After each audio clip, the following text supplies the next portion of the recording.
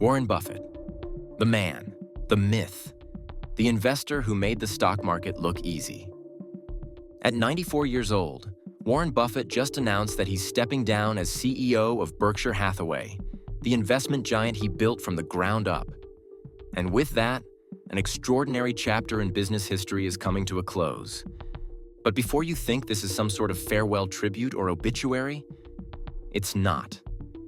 Buffett is still feeling great, sharp as ever, still eating McDonald's for breakfast, still sipping on his 5 cans of Coca-Cola a day, still driving around in his Cadillac XTS. He's just ready. After more than 6 decades, he's decided it's time to hand over the reins. And the timing? Nobody saw it coming. Buffett made the announcement at the annual Berkshire Hathaway shareholder meeting in Omaha, his hometown and, for many investors, the holy land of capitalism. Fans line up before sunrise wearing Buffett merch just for the chance to be in the room with him. It was there that he said, calmly and simply, he's stepping down at the end of the year. And the crowd? They gave him a thunderous standing ovation, thousands of people on their feet. Even Hillary Clinton was there. She once had Buffett's public support when she ran for president back in 2015. But this wasn't some long-rumored retirement. In fact, up until recently, Buffett insisted he wasn't going anywhere. He said he was still having too much fun investing. The only people who knew about this plan were his kids, Howie and Susie, who both sit on Berkshire's board. Now, the man who once joked that he'd only stop working when he dies is taking a step back. Not because he has to, but because he wants to. And that changes everything. So who's stepping in? Greg Abel. You might not know the name, but in Buffett's world, he's the chosen one. Abel has been with the company since the early 90s, entering through a Berkshire-owned energy business. Over the years, he worked his way up, always flying a little under the radar, but always earning Buffett's trust. Buffett said it clearly. If something happened to him, Greg would take over. Well, that something is just retirement, not disaster. And now Greg Abel, 62, officially becomes the man in charge. Buffett's full of confidence in him. He's better suited to lead now than I am, he admitted. And that's no small statement. To understand the weight of this moment, you have to look back. Buffett didn't build Berkshire Hathaway overnight. He bought a struggling textile mill in the 1960s. That's it. That was the start. A business nobody wanted. But Buffett saw something others didn't. He turned that small company into a $1 trillion empire. Today, Berkshire owns major stakes in giants like Apple, Coca-Cola, American Express, and has full ownership of brands like Dairy Queen, G-Co, and Duracell. On the balance sheet, over $300 billion in cash. That's the kind of money most nations don't even have. And yet, Buffett lived simply. Always has. He still lives in the same house in Omaha he bought in 1958. No yachts, no flashy vacations, just steady, smart investing. What made Buffett so good? It wasn't luck, it wasn't hype. It was his discipline and his golden rules. 2 of them became legendary rule number 1, never lose money. Rule number 2, never forget rule number 1. He always preached patience and long-term thinking. While the world panicked over market crashes and shiny trends, Buffett just waited. He once said, "Be greedy when others are fearful, and fearful when others are greedy." He bought when the markets were in chaos, sold when things got too hot. And time again, he was right. Let's talk about taxes for a second. A few years ago, it came out that Buffett, one of the richest men on earth, paid just 0.1% in taxes. That's right, far less than most working people. Why? Because in the US, there's no wealth tax. People get taxed on income and capital gains, not on how much they have. And Buffett? Well, he hardly ever sells, so he doesn't pay much tax. Funny enough, Buffett has actually been one of the loudest voices in favor of higher taxes for the wealthy.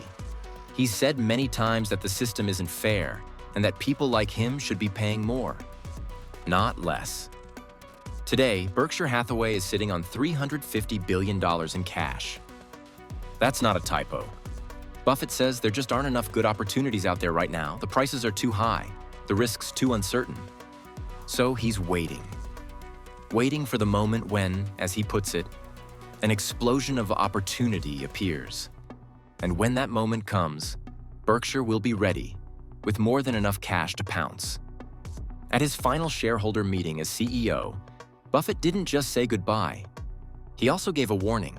He criticized America's trade policies, specifically the import tariffs introduced during Donald Trump's presidency. According to Buffett, trade should never be used as a weapon.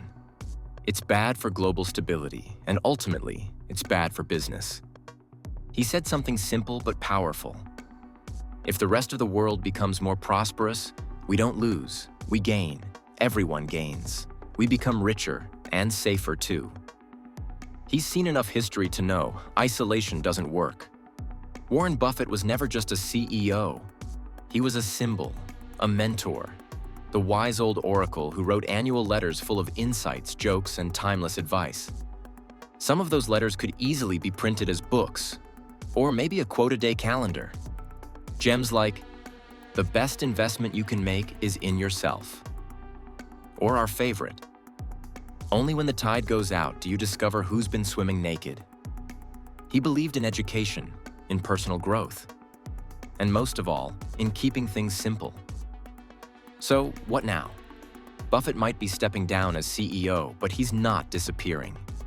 He's keeping all his shares. He'll stay on as an advisor. He'll still write to shareholders, still share his thoughts.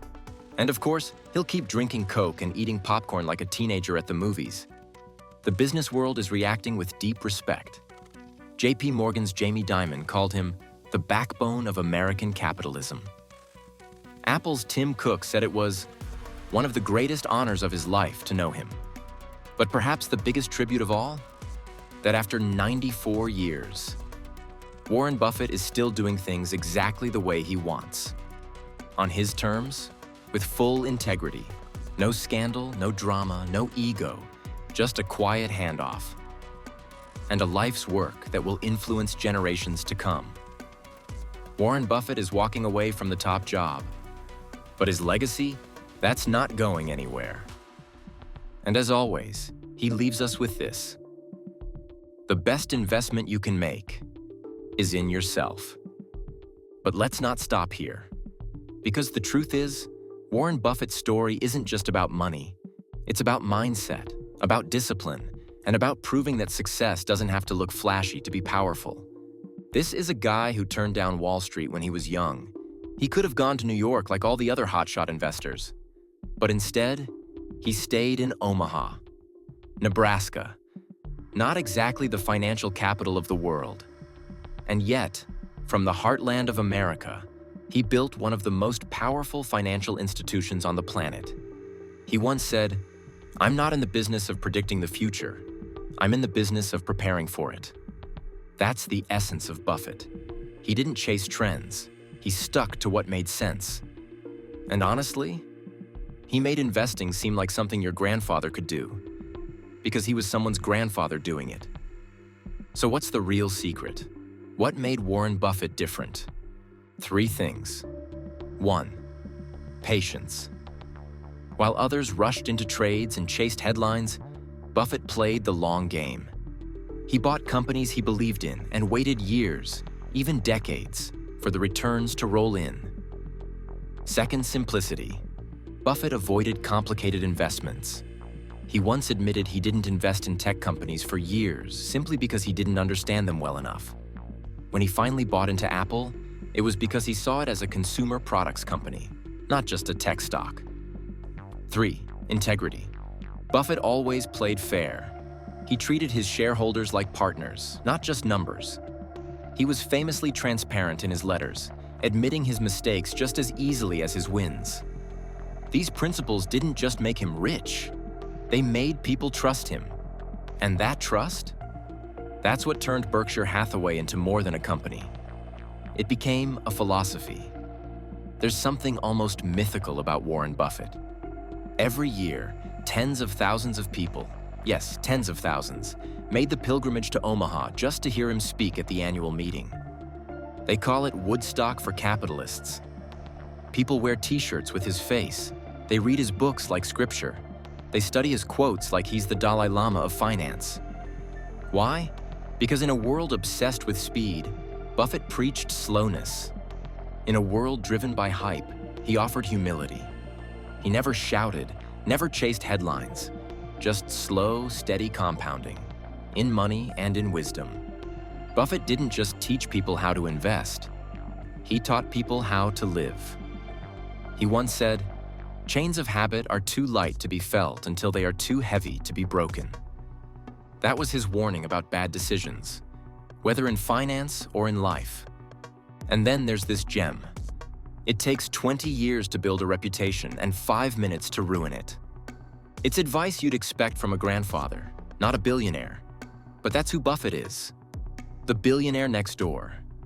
The guy who still plays bridge, drinks cherry Coke, and reads 5 hours a day. Sure, he'll be remembered as the guy who built Berkshire Hathaway into a financial powerhouse. But Buffett's real impact will last far beyond the stock market. He's pledged to give away over 99% of his fortune. Let that sink in. 99%. That's hundreds of billions of dollars. He co-founded the Giving Pledge alongside Bill Gates, a campaign to encourage billionaires to donate the majority of their wealth to charitable causes. It's not just about being rich, it's about being responsible. Buffett said, "If you're in the luckiest 1% of humanity, you owe it to the rest of humanity to think about the other 99%.